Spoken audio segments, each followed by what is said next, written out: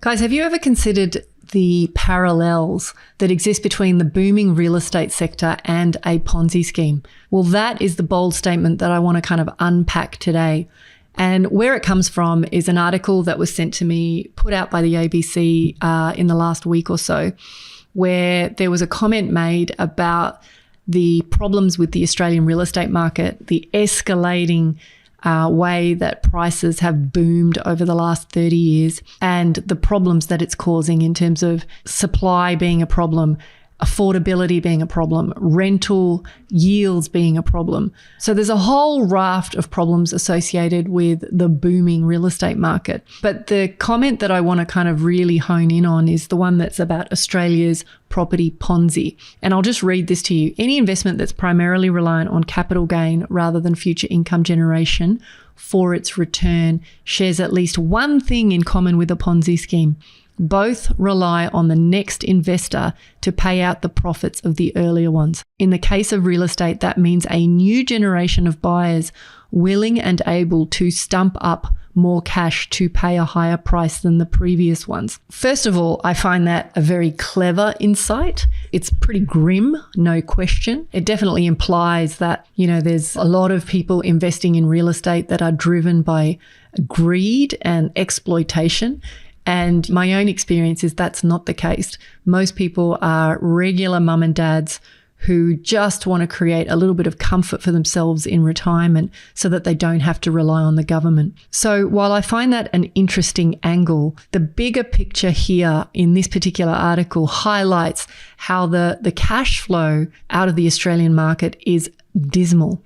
It's worse than dismal. It's like you have to be prepared on average to take hard-earned money out of your active employment or your active business or your active income in order to support an asset that you are hoping and praying will go up in value in the future, and the ridiculousness of that model. And to that degree, while I agree it sounds ridiculous, for many Australians anyway, it has been really the vehicle of choice because of your ability to borrow and apply leverage to develop any meaningful kind of wealth. Where I feel like the commentary in this article kind of falls short is kind of flagging this idea that if your intention is to buy, hold, grow Australian real estate, and you're happy to tolerate the negative cash flow for a period of time, but that you're hoping that at some point in the future that negative cash flow will turn into positive cash flow and that you will be okay,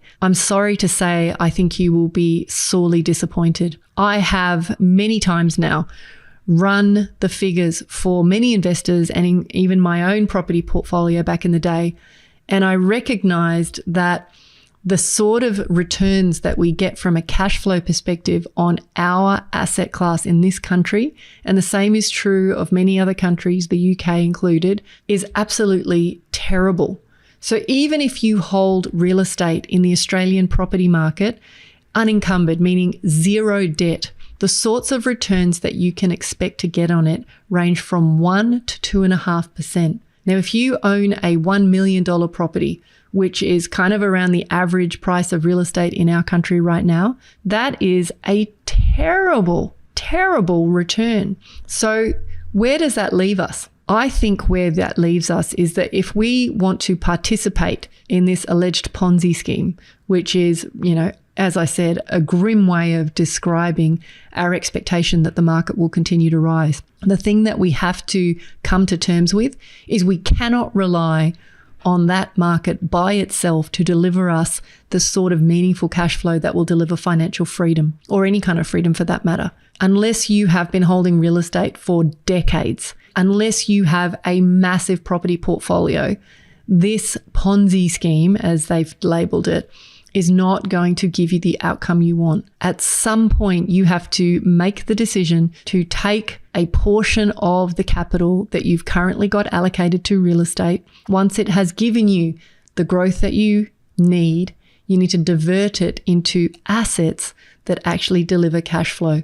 Now, I have plenty of content in past podcasts where I talk about strategies that will deliver you this, but you do need to understand that there is an entire asset class that I have up until recently spoken a lot about, but effectively, which is backed by real property, where you get to participate at the highest level of control, but which delivers epic cash flow. I can tell you right now that those opportunities are few and far between in the country that I live in, but that there are a group of trailblazers in this world who are amalgamating knowledge, wisdom, and funds to create that sort of deal flow. Where I want to leave this episode is by saying you've got to actually work out how to work the system. You know, Australia's real estate market is incredible for building capital. It is absolute rubbish. It's worse than rubbish for cash flow. And so if that is true, then the game that you are playing is, how do I use this asset to build my net worth?